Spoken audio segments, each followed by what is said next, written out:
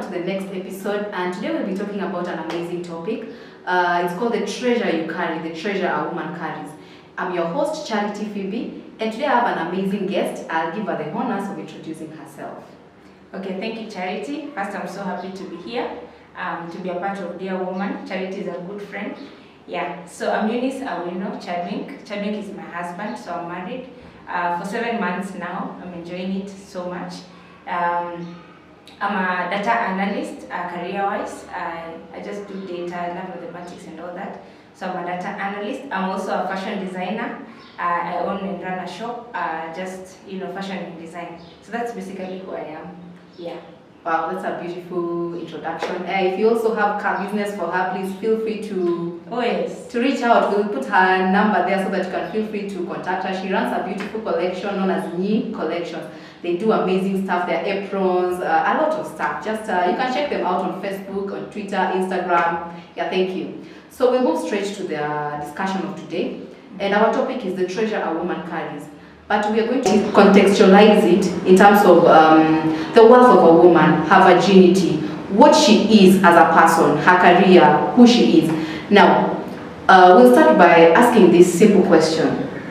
Why is it that the world feels like there are no more virgins anymore? Why is it that the world feels like there are no more virgins?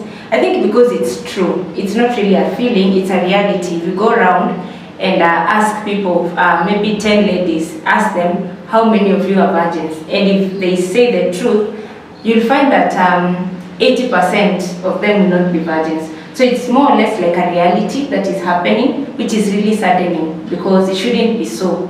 Yeah, virginity is something that needs to be upheld, but yeah, it's quite sad that in the current world, that's not happening. So yeah, it's not a feeling, it's a reality that is very sad.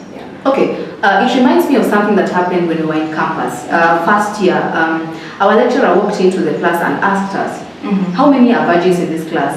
And it was shocking that none of us lifted their hands. And there were virgins in the class. Okay. But is it because the fear that comes with it, that the ladies are afraid of coming out straight and just saying we are virgins, or really they're not virgins? So I feel like sometimes they are virgins, but because the world has made it look like they are not virgins, they're not willing to step out and say, I don't know what you think about that. Yeah, I think you're saying the truth. There's a worldview that has been formed where, virginity is not the cool thing. Like if you're a virgin, it's not a cool thing to, associate yourself with, which is very sad. I feel like ladies need to come out and say, if you're a virgin, you're a virgin, because it's something to be proud of.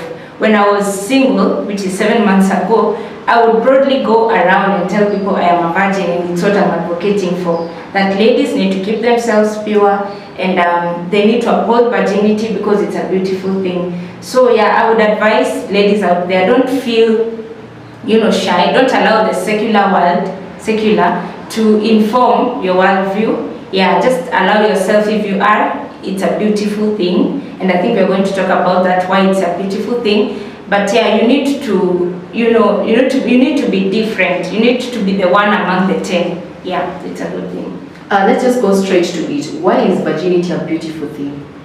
In many ways, virginity is a beautiful thing. In many ways. Number one, if you're a single person, it reminds me, let me actually explain it using a verse. Allow me to read it. It's in Songs of Solomon. Just a minute. Songs of Solomon, I think.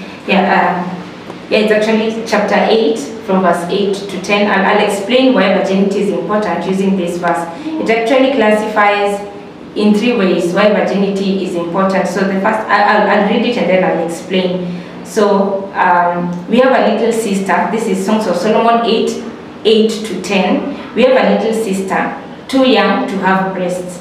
What will we do for our sister if somebody asks to marry her? These are brothers talking with each other, and they're saying, we have a young sister. What will we do if somebody comes to us to ask to marry her? If she is a virgin, like a wall, we will protect her with a silver tower. Those are brothers speaking. But if she is promiscuous, like a swinging door, we will block her door with cedar bark. I was a virgin. Now this is the lady speaking. I was a virgin like a wall. Now my breasts are like towers. When my lover looks at me, he is delighted with what he sees. 3 aspects that are coming out here. The first one is people. Why virginity is important, and people are running away from it, but there's a lot of glory that goes to the sister or the friend or the girl who is a virgin. The Bible actually says she's like a wall. If you think about a wall, it's a symbol of protection. It's a symbol of like a city. You are guarded, you are watched over. So the first thing is that people value a girl who is a virgin. When people know you're a virgin, there's a respect that comes with it. That's why the brothers were like, if she's a bad virgin, we will protect her. And then the second aspect is you yourself as a person. She said here in verse 10, I was a virgin like a wall. She's praising herself. She's it's boosting her sense of self-significance, self-confidence, that I am a virgin, I am like a wall, I am protected and all that. So it brings some form of self-affirmation, self-confidence. It just does something in you when you walk around and me, I've never been touched by any man. No one has laid their hands on me. It gives you personally a sense of, that. And then the third one is when you get married, it's still reflecting in this verse, is your husband delights in you, pretty much. That when your husband marries you and they know you are pure, you only they're the only people who have touched you, they're the only people who have had access to you. It brings them a lot of delight, and the Bible says that the man and the husband looks at you and is delighted with what he sees. So those 3 aspects, and I think for me most among the 3, what really personally makes me feel happy to know that I got married a virgin is how I felt when I was losing my virginity to the right person. It gives the lady a lot of joy, a lot of satisfaction. You want to walk tall and feel affirmed. So it's a beautiful thing, Charity, to keep your virginity. In many ways. Okay, now it sort of feels like in the world they want you to lose it. In fact, there is the fear of missing out. They sort of want to push you there, like, you've never had sex. I mean, you don't know what you're missing. What should you tell that girl who is facing peer pressure?